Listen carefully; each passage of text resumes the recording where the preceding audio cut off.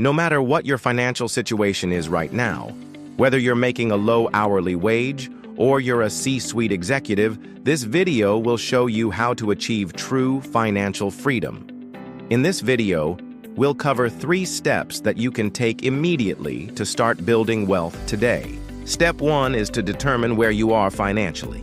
Step 2, make a plan to get where you want to be. And step 3 is to execute on your plan. But there's a twist because it's not as simple as just saving and investing money. We'll also explore some psychology experiments that demonstrate why people sometimes sabotage their own financial success and how to avoid falling into the same traps. In an experiment conducted in the early 1970s at Stanford University, researchers recruited participants and gave them some money. The catch was that they could keep only half of the money for themselves and had to give the other half back to the university. They then asked the participants to spend the money however they wanted before they got the rest of their money back from the university. Some people spent it on necessities like food or clothing, while others spent it on luxury items like vacations or alcohol. However, when the time came to turn over the rest of their money to the university participants who had spent their initial sum on necessities were significantly less willing to give up the remaining money than those who had spent it on luxuries. In fact, the Stanford researchers found that these individuals were willing to give up on average 86% of their remaining money, much more than the average person would. This phenomenon is known as loss aversion, which means that the pain of losing something is psychologically twice as powerful as the pleasure of gaining something of equal value. Now let's talk about how to apply these findings to your finances. The first step towards financial freedom is assessing your current situation. You need to know where you stand financially to create a plan to get where you want to be. This involves calculating your net worth by subtracting your total debts from your total assets. It also includes determining your income, expenses, and cash flow. This can be done by looking at your bank statements, credit card bills, and other financial documents. By understanding your financial situation, you can identify areas where you can cut back on spending and start saving more money. This might mean cutting back on unnecessary expenses like eating out or buying new clothes.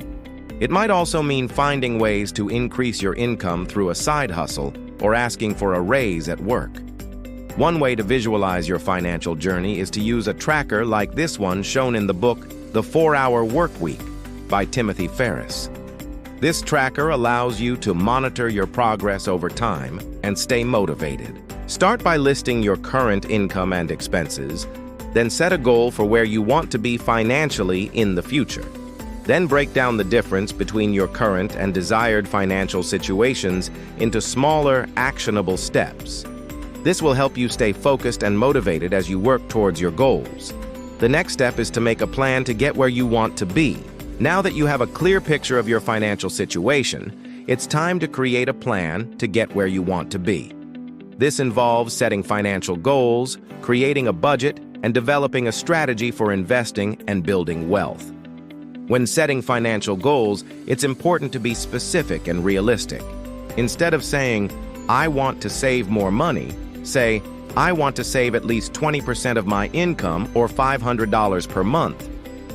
Write your goals down, as this has been proven to increase your chances of achieving them by 42%.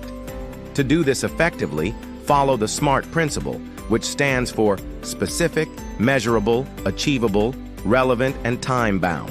Now let's move on to the third step, which is to execute on your plan. The final step to achieving financial freedom is to execute on your plan. This involves sticking to your budget, tracking your progress, and making adjustments as needed.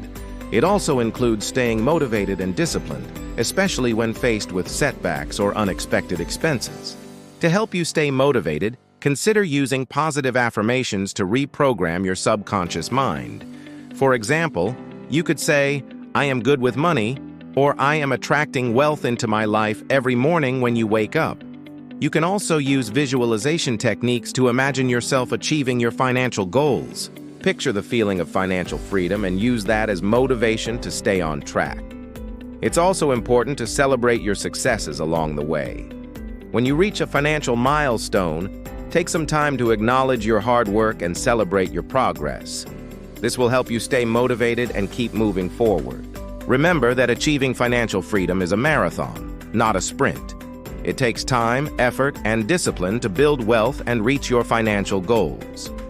But by following these steps and staying committed to your plan, you can achieve financial freedom and live the life you want. If you found this video helpful, don't forget to subscribe and leave a comment below. And if you want to learn more about personal finance, check out our other videos. Thank you for watching and best of luck on your journey to financial freedom.